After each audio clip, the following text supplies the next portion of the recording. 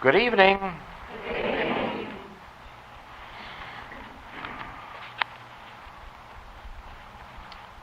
You know, just that good evening gives them a thrill all over the world when they hear it. Or you hear it a year from now and remember you were in the room saying good evening and you get a thrill. That's all part of this work, the informality of it and the freedom. Now we come to some questions that carry us along from our work last night to tonight.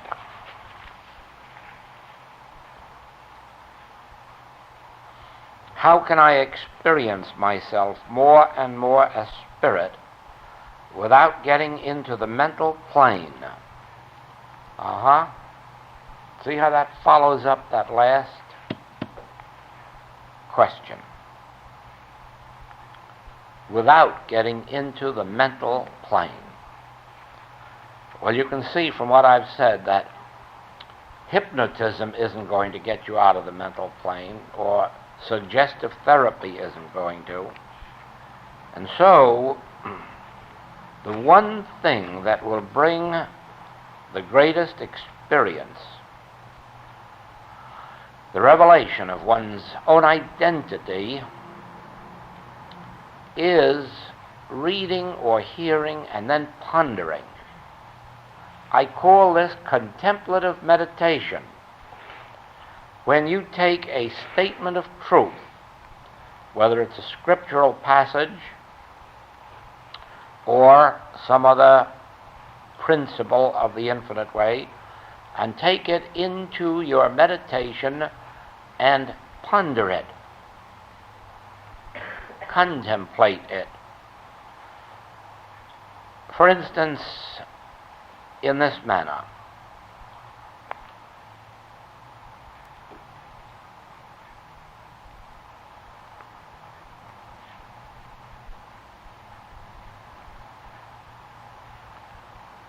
He performeth that which is appointed for me to do.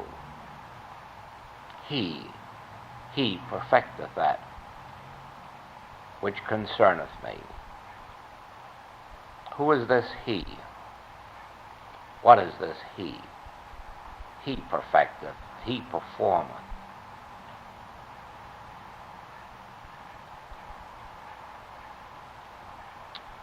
Yes, he that is within me is greater than he that is in the world. He again. He within me. Anything that is in the world, any problem, any matter, any discord, any inharmony, any injustice, anything that is in this world, he that is within me is greater. He again. He. Oh, the Father within me, he doeth the works. That's who he is. The Father within me. I can of my own self do nothing. The Father within me doeth the works. The Father. The Father. What is that? It's a he, it's the Father. He doeth the works, the Father doeth the works. Paul says, I can do all things through Christ. Christ doeth the works. He is Christ. Christ is he. The Father is Christ. Christ is the Father. He. All of this within me.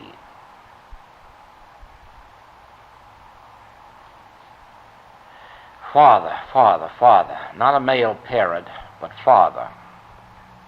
Father. A presence, maybe. A power. It must be a presence. It's referred to as he. It must be a power. It performeth. It doeth. There is a presence within me, which is also a power. And it performeth that which is appointed for me to do. It perfecteth, it bringeth to perfection, to conclusion, that which is given me to do, that which concerneth me. This problem out in the world,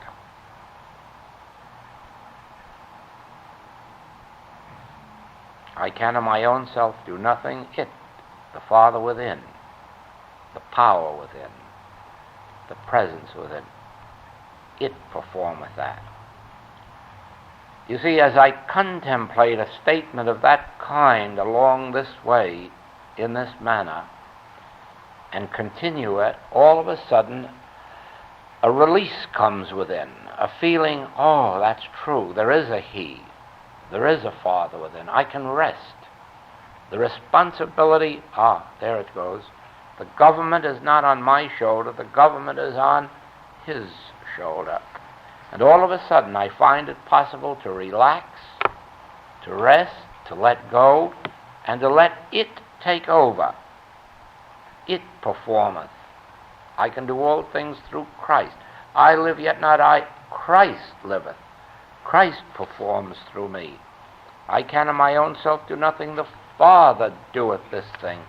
And then I'm let down, I'm released, I'm free, and I feel something take over, and I remember such a thing as a presence goes before me to make the crooked places straight. Now, that is not hypnotism. That is not taking statements and grinding themselves into your brain until they register. That is using your intelligent discretion and discernment to ponder statements of truth, scriptural passages, contemplative meditation, and just continuing it until you arrive at that place of release, and then get up and go about your business. Because now you have left it to the Father within to perform. You can't just go around and affirm, the Father within me doeth the work, so I've got nothing more to do. The Father within must be experienced by you before it comes into action. That is why a reliance on metaphysical truths, statements of truth, or scriptural passages can be fatal. Just walking around and saying God is love is really going to do nothing for you. God is love, but it does not operate for you until you've had an awareness that God is love, an inner feeling. Now, a release from responsibility. Then you'll see something performed and you'll really say it's true. God is love. God experienced is love. God realized is love. All those statements would be better if that word realized were inserted. God realized is the only power in this world. God realized, Christ realized, is really demonstration. So it is, and we're going to come to that later because there's another question along this line, how we go further to that point of identity. But the first step in it is contemplative meditation, the ability to take passages of Scripture and ponder them until a feeling of completeness comes, then rest, relax, and let it operate. If necessary, take another passage 2, 3, 4, 5 hours later, 10 hours later.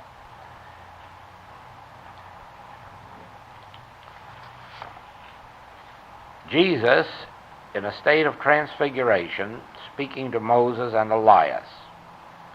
This is often regarded as a phenomena of spiritualism.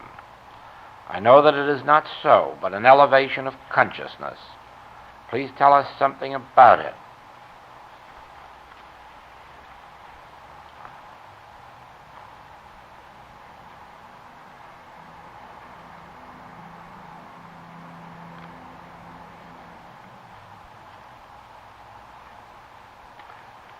I am incapable incorporeal. I am spiritual. My body is the temple of the living God. My body is formed of God's Spirit, God's substance. In the beginning, God made all that was made. Out of what? God being infinite, it must have been made out of itself. Therefore, I and my Father are one. I and all God's substance is one and the same, and even my body is made of that same pure substance. I am incorporeal. I have form, but it is not a dense form, and it has no thickness, and it has no weight. It is really a light form. And light is vibration. But somewhere along the line is that period called the fall of man. In other words, his acceptance of good and evil. And along with that came a sense of corporeality. The result is that human sense sees, hears, tastes, touches, and smells corporeally. Human sense is corporeality, physical body, physical presence. So that as long as you are totally in human sense, all that you can see is physical body, material body, whether it's this body or whether it's the body of the building or the body of the animal or the body of a potato. You can only see it as dense form, as corporeality, as physical, finite form.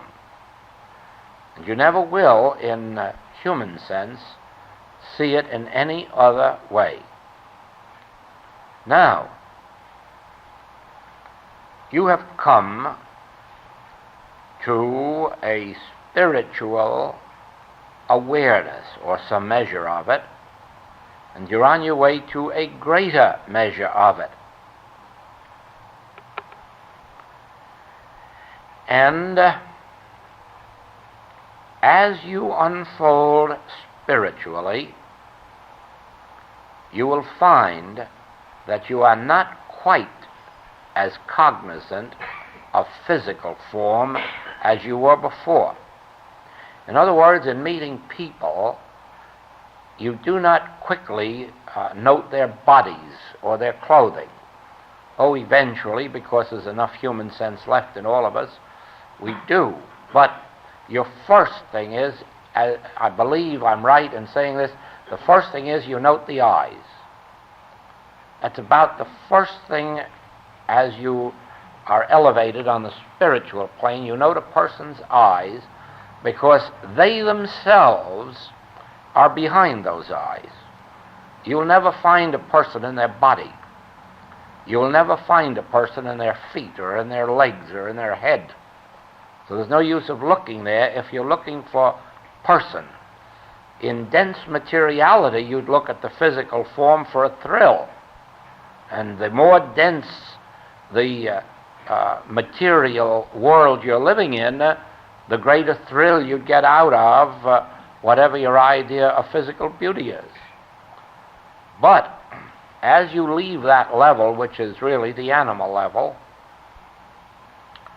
and you come higher, you're not so much aware of a person's body or clothing, you are more aware of something that shines out from their eyes. And it is in that meeting of the eyes that you meet the person. And that is where you begin your likes or your dislikes, depending on what you see there. Now,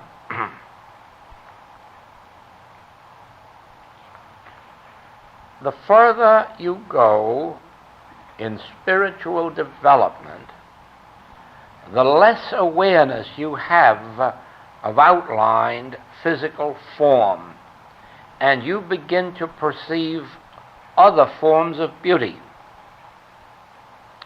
You begin to perceive beauty, intelligence, even love and life shining out of a person's eyes or around their lips. You hear something in their voice, and you catch glimpses of something. As you continue your spiritual development, you even rise above that, and you are aware of something that is called an aura. Now, not necessarily a color aura. There are those who see color auras. I'm not one of those. But to me, the aura is better understood as atmosphere. I receive an atmosphere of a person. And I know them pretty well pretty soon. Regardless of whether or not they do much speaking, and regardless of what their physical appearance may be, there's no way to hide it. Everyone has an atmosphere, and you're drawn to it, or you're repelled from it, or you're indifferent to it. And you wonder why. You are feeling the atmosphere of that individual. Now, as a matter of fact, you know this, of course, from personal experience, that when you go into the presence of a person who's cheerful and bright and free of worries and cares, that you can feel a lift just from being around them.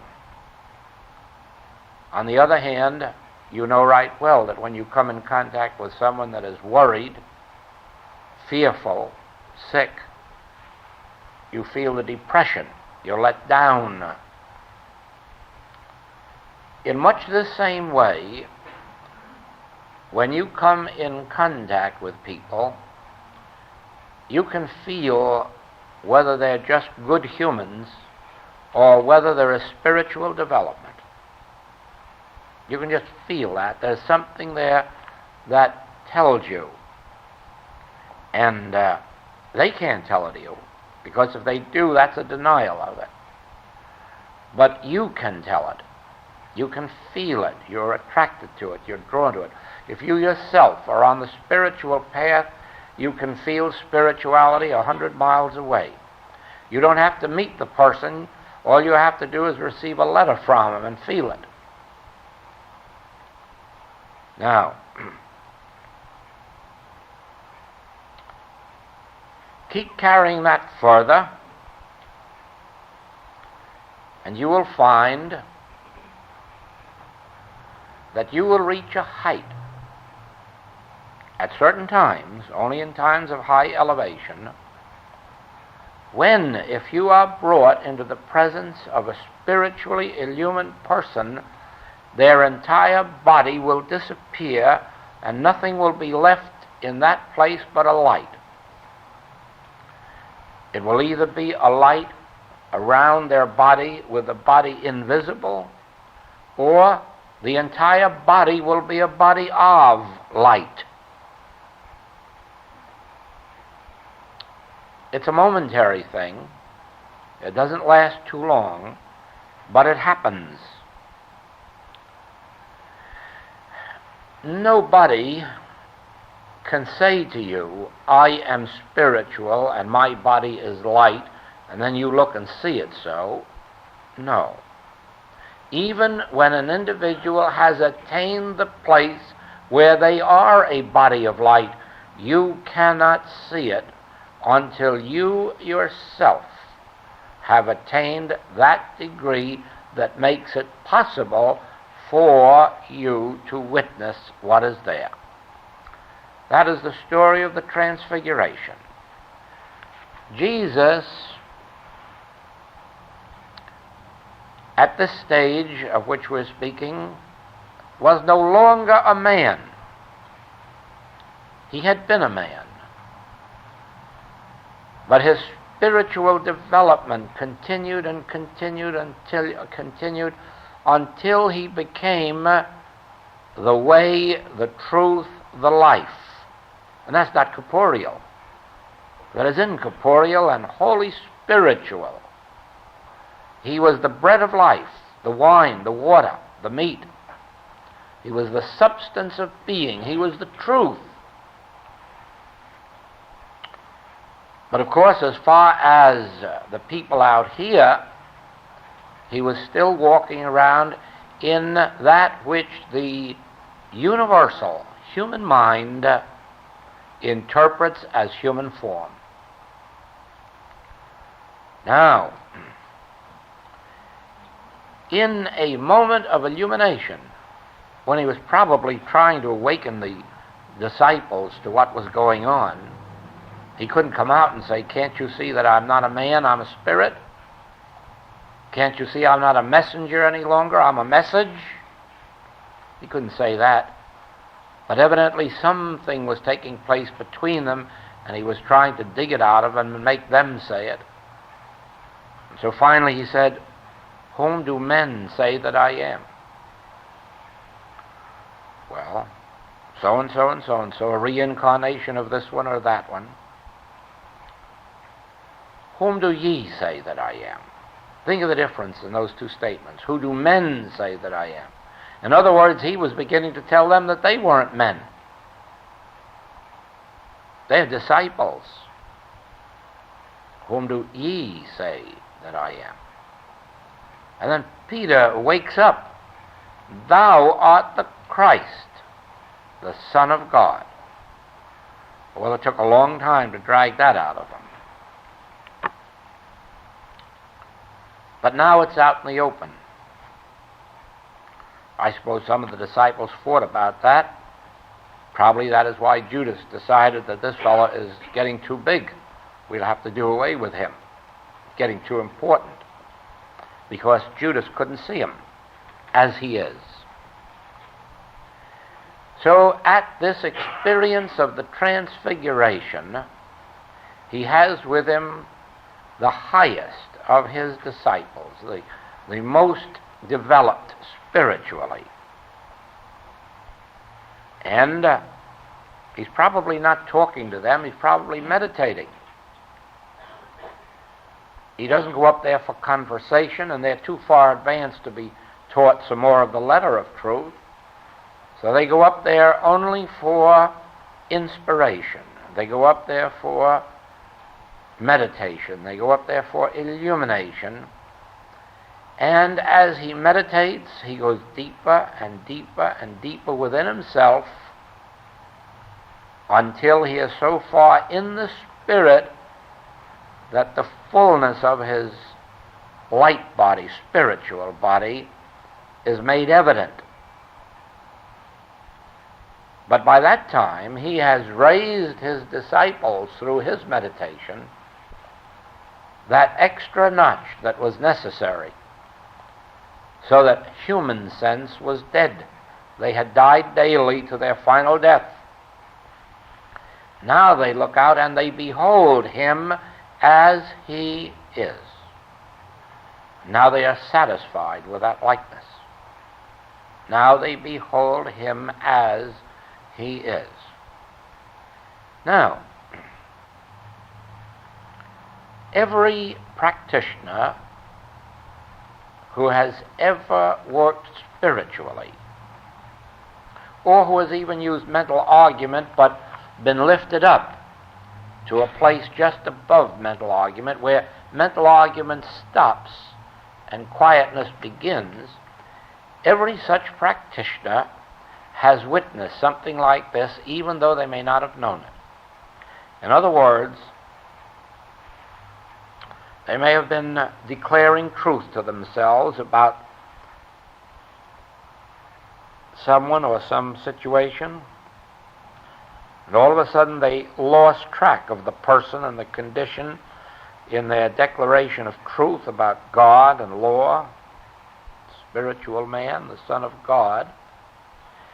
And then all of a sudden they came to the end of the mental argument, the mental statements, and for just a flicker, a flash, one tiny bit of a second, something happened, and it was as if they had seen spiritual man, and they said, oh, it's all right, everything's all right. Why? Why is everything all right? Well, it went so quickly that they didn't realize it, but they had lost all sense of corporeality, and in that blinding flash, they saw a man as he is. Didn't really see him with their eyes. They perceived with their inner. Do you have eyes and do not see? Do you have ears and do not hear? I'm talking about your inner spiritual discernment. And with that inner spiritual discernment, there was that tiny flash of the real man. And then a healing takes place. Well, so you can continue with your spiritual development and your spiritual unfoldment, and eventually you get to the place where it is quite a common experience, almost a daily experience, to see someone or other in their spiritual identity, usually a patient or a student. Not everyone all the time, because they're not presenting that picture.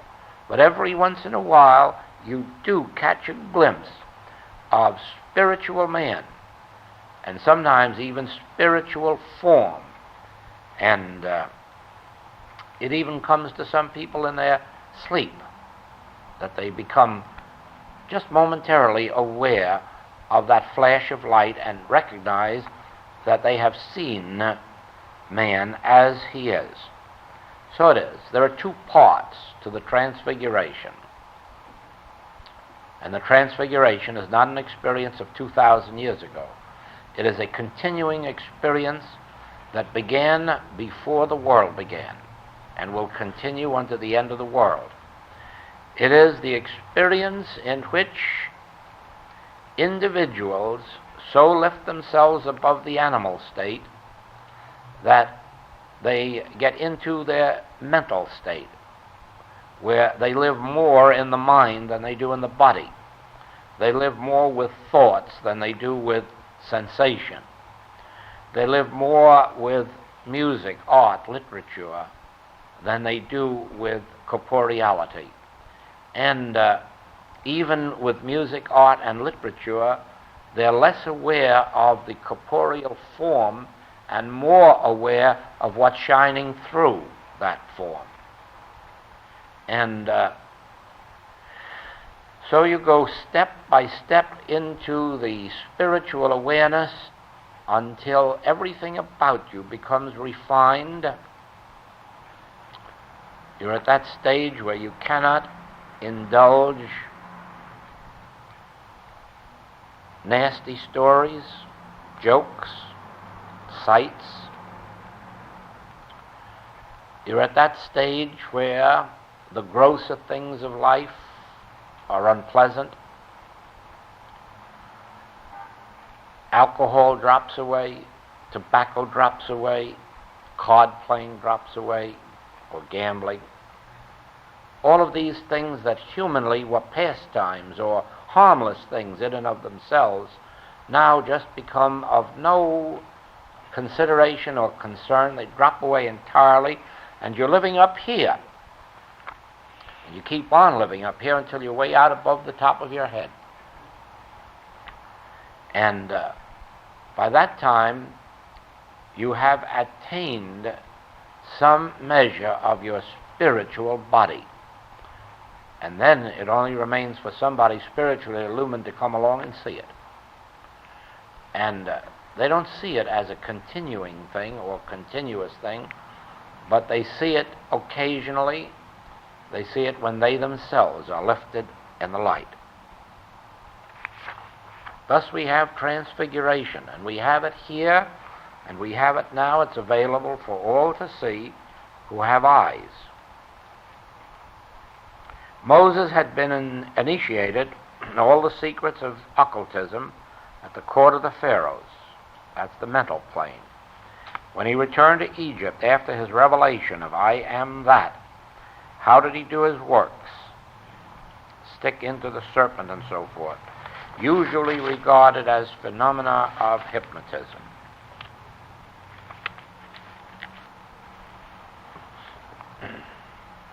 All of these spiritual tricks, no, I meant to say all of these mental tricks are mental. They're not spiritual, they're mental.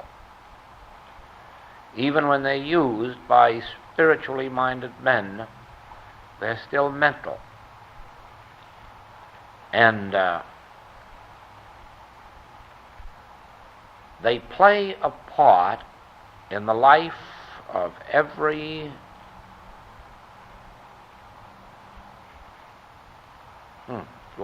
spiritual disciple who goes far enough, only for one reason.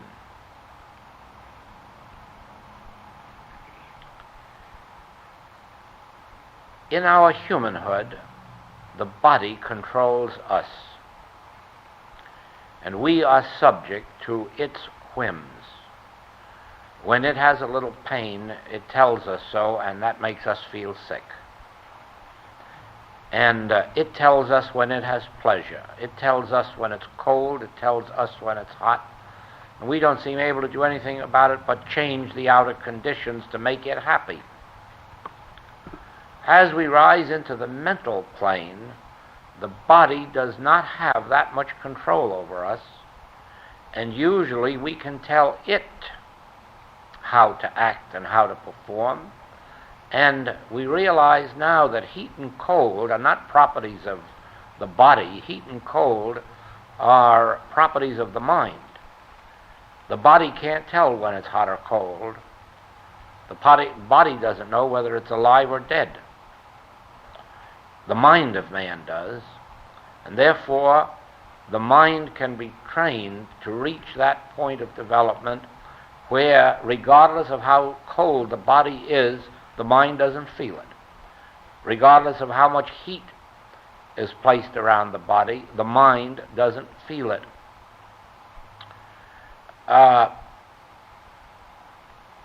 A person of developed mentality can withdraw consciousness from any part of his body and have no sensation in that part of the body. I have witnessed experiments where a man has withdrawn consciousness from one of his own or his disciples, I've seen it both ways, and sent a hat pin all the way through the flesh. Not one drop of blood was drawn, and not one single trace of pain. I have seen the same man take a 90-pound boy and stand on his chest, and he was 350 pounds. And then invite another person to stand on his stomach, on this 90-pound boy. The boy never knew a thing was happening. He was wide awake. But consciousness had been withdrawn from the body. Now, I saw this man withdraw consciousness from his heart so that doctors present could make every possible test known to medical science, and they had to pronounce the man dead. In a few moments, the man came back and told every single word that was said while he was dead. That is mental control. It is a form, it is taught in India as yoga. Not all yoga is mental control. There is a yoga that is physical control, yoga that is mental control, and a yoga that is spiritual. But mental yoga teaches such a complete control of the body that you can virtually do anything with it that you want. Now, depending on the degree of practice and determination, Moses had been taught in all of these things. Now, when he was at the stage of leading the Hebrew people, he had no use whatsoever of these mental tricks.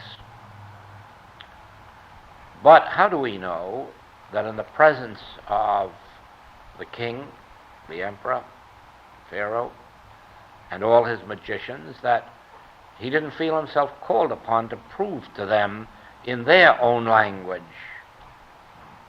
what he could do.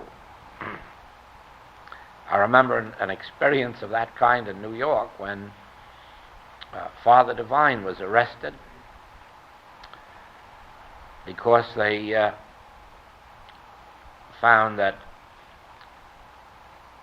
there was a fire department violation in a building that his followers owned. And at this time, they were trying really to get Father Divine. So they arrested him for the violation. He had nothing to do with it and didn't own the property.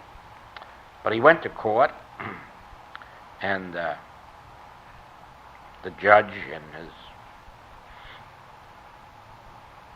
judgely manner, fined him $100. So Father Divine made the remark, "Is that all?" And he took the bill out of his pocket, a $100 bill, and flicked it on the desk. And the judge got very mad. "That's payable to the clerk over there.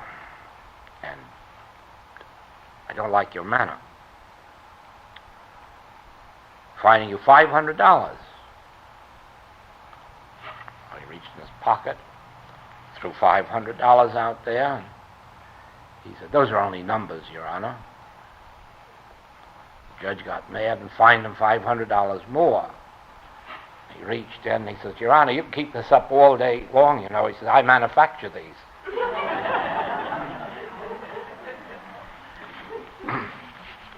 I'm sure it was a trick, too. I'm sure that he didn't multiply $100 bills. But it was a trick he felt called upon under the circumstances, because he knew, to begin with, that the judge knew that he was innocent, and the judge was just being a party to that which he shouldn't have been, and Father Divine was taking that way of letting him know it. How do we know? I told you last night, Brown Landone could leave his body at will. He could travel any place, any time, be anywhere, whenever he wanted to be. But he didn't do it for tricks. He did it for only one purpose: to show the control that an individual has over his own mind, his own body, his own being. I don't know if you know the story of his passing, but I had been with him just a year before, and he was then making his will. Well, he was 98 years of age, and he hadn't made a will. And I asked him why he was making it, and he said, "Because I'm leaving you next year." There wasn't a sign or any reason for him to. But the next year he called his secretary in one day, and he said, "I'm leaving you." And the secretary said, "Oh, no, you're not going any place that I won't go with you. You won't go here with me."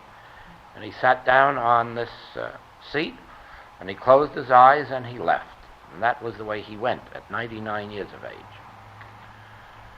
He didn't die. He didn't pass on. He left. That was his control. Moses had that control. Enoch had that control. Elijah had that control. And I'm sure that Jesus had that control. When these men are of spiritual illumination, they learn everything that's to be known about the mind and the body. And they don't use it for tricks. They don't use it for show. They don't use it to become known as a magician.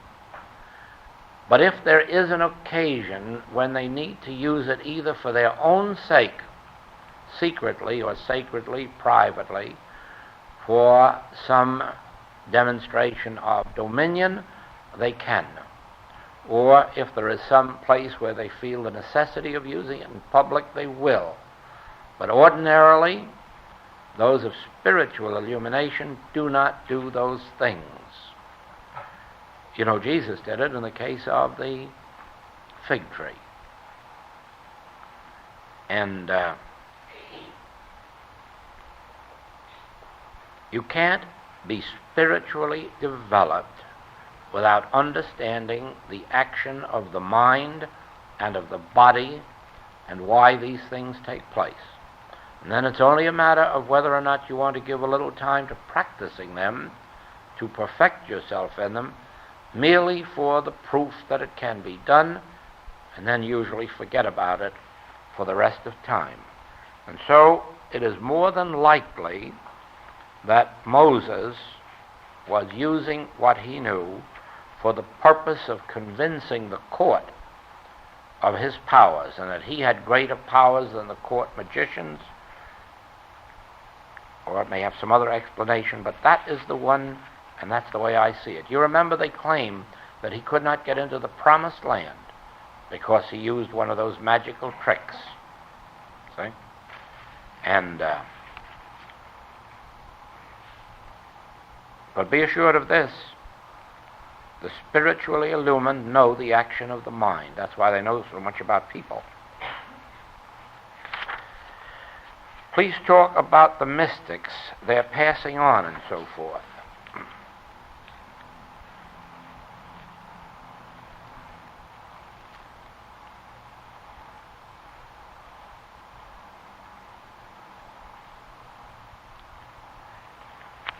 There are mystics,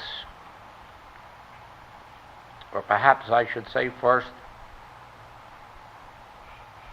that mystics are individuals who have attained conscious union with God, and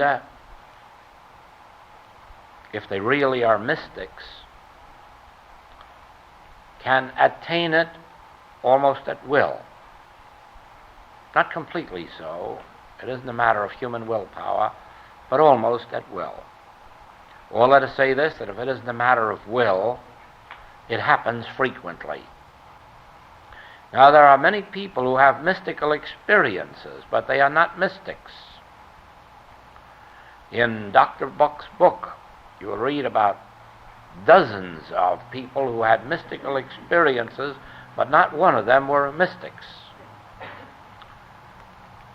They merely accidentally had an experience that was never repeated. The mystics are those who attain it, who know what it is after they attain it, and live in it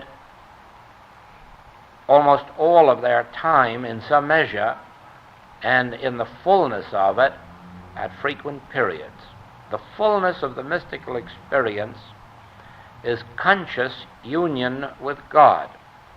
It is a state of inner communion that has been lifted above communion to the place where the person disappears and exists now as infinite I, and yet maintaining their individuality as the individual. There's no absorption into God at any time, even in the conscious union. Now, in the period even below that of the full and complete union, there is a sufficient union or oneness so that the mystic perceives that I am the life of the grass, I am the life of the tree, I am the life of the ocean. I can look up from under the sea and see the sky, but I can instantly look down from the sky and see the sea. I can look out from a tree and see the birds, and at the same time be the bird that's sitting on the tree. I am the life of all being, and I'm consciously sitting on a star or inside of a star, looking out at this world while at the same time looking up from the ground at the star. I am here and I am there and I am everywhere. I and thee and thou and me and we and the Father. I and the Father, thou and me.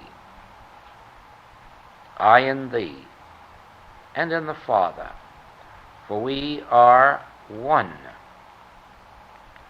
I am that. I am the life of the stone. And at the same time, I'm looking up from the ground at the stone. I permeate all creation and can see in every direction at once, and always as if my selfhood was centered in just one tiny spot, and yet in every single spot at the same moment.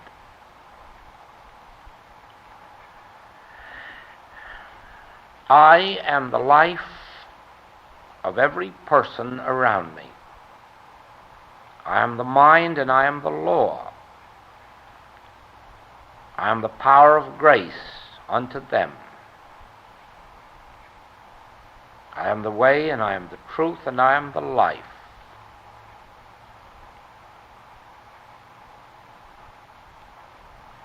You will find in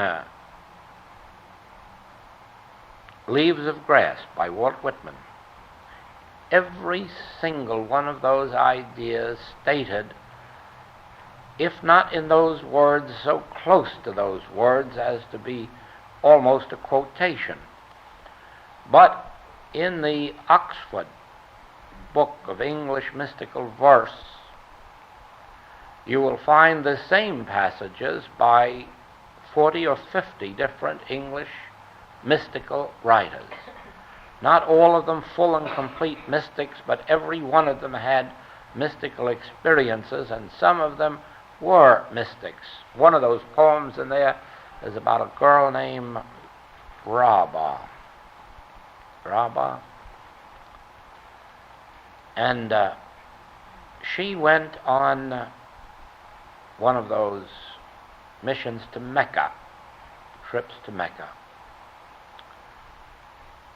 which of course is the great, great experience of the Muslim.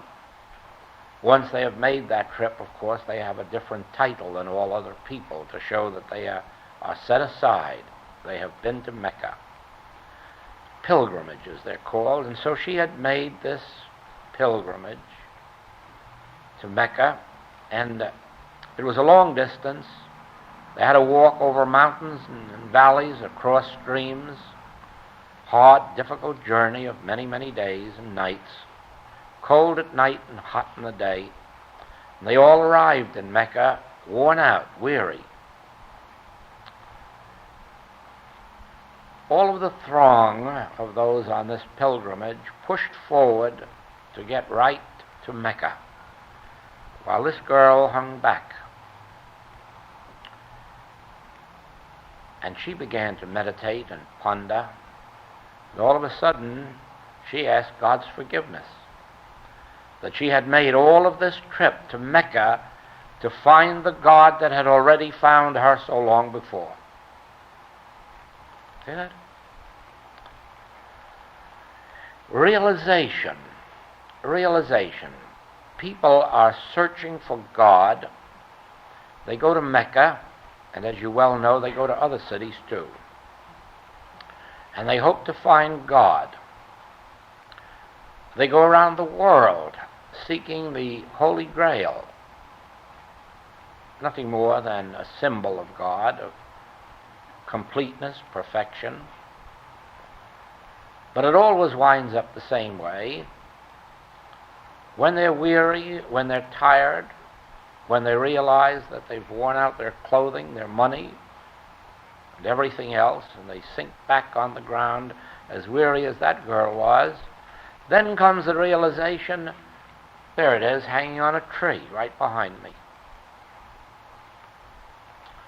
Always, in the end, the discovery is made that the kingdom of God is within me. That's right where it is. The kingdom of God is within me. And realizing that, pondering it,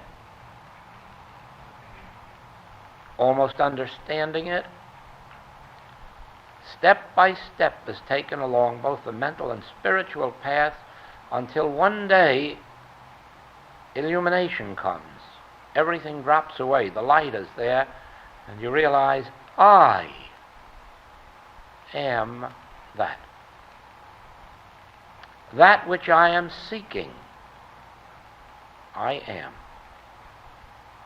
The place whereon I stand is holy ground. I and the Father are one. All that the Father hath is mine. There comes the complete inner release from personal selfhood, from human sense, and I stands revealed within as my identity. Now, in the book Practicing the Presence, you will find one of my experiences along that line, which I am using constantly in every type of my work. It is the chapter, Love Thy Neighbor. And it is based on this very thing. And so I'm going to take this next question along with the one that I just read. How do you work for the world or a group from the standpoint of absolute truth, from I am or I am that? And here's how. And I will refer you to that chapter, Love Thy Neighbor, in Practicing the Presence. It's both in the Old and the New.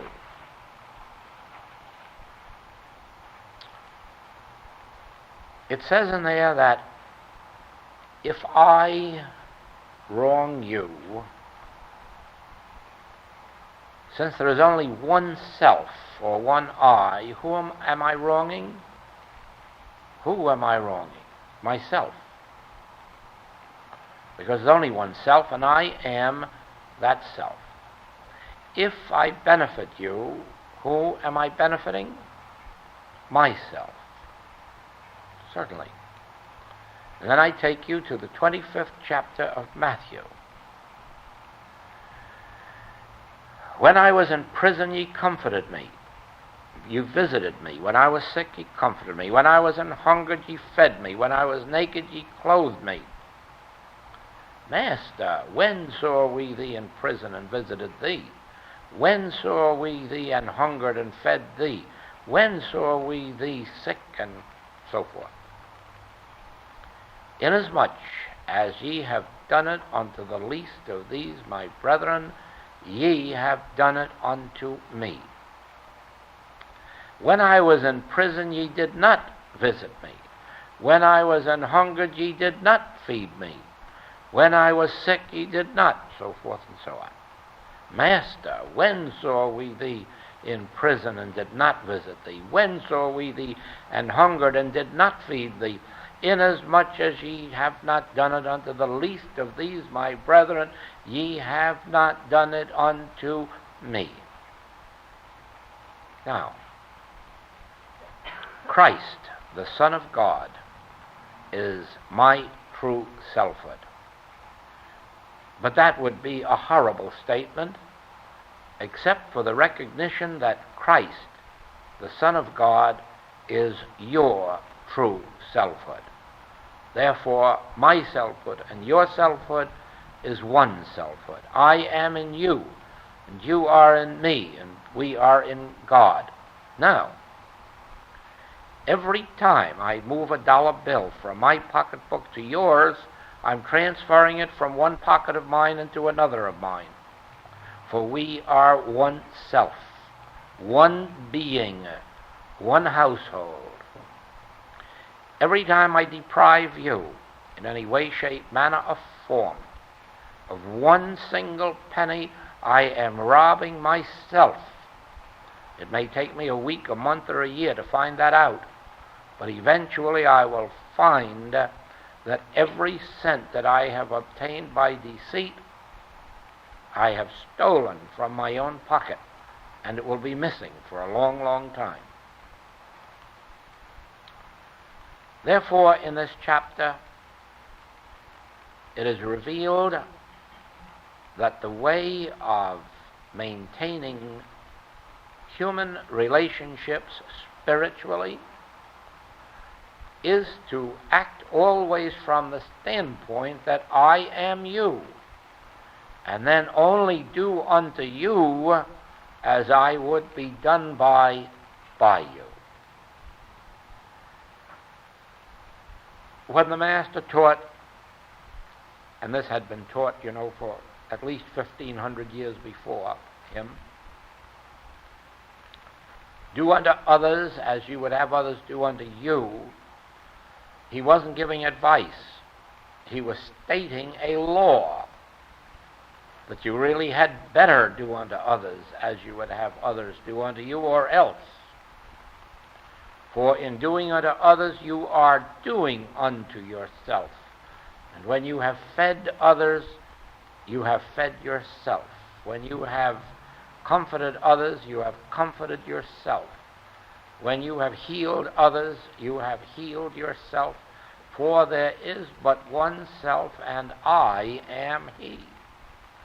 I am that. That's the solution to every human problem. If we in this room could accept that, we would be living the life that the churches hope its people will be living by obeying the 10 Commandments. But we won't have 10 Commandments, we won't even have one.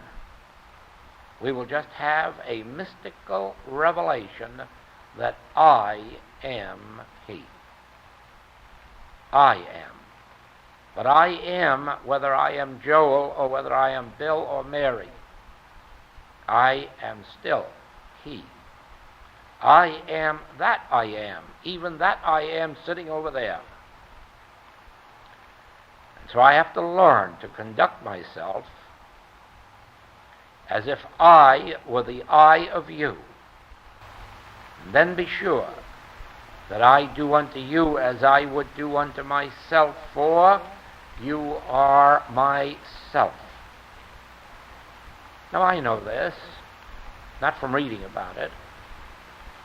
I know it from having had this experience since 1928, occurring over and over again. One of those experiences in, I think, the letters of 1955.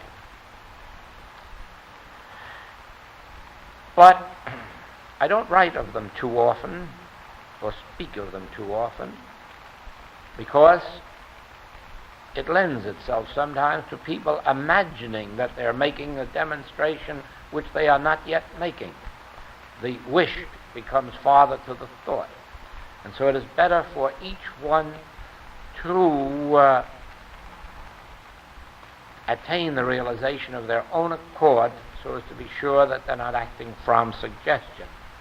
But there is an exception in this class, because it seems that this class will be a class on mysticism, or the mystical way of life. And so it evidently must come out. And some of you know how many times I've said that I prayed for the day when we would be able to have a class where we could teach healing without mental argument.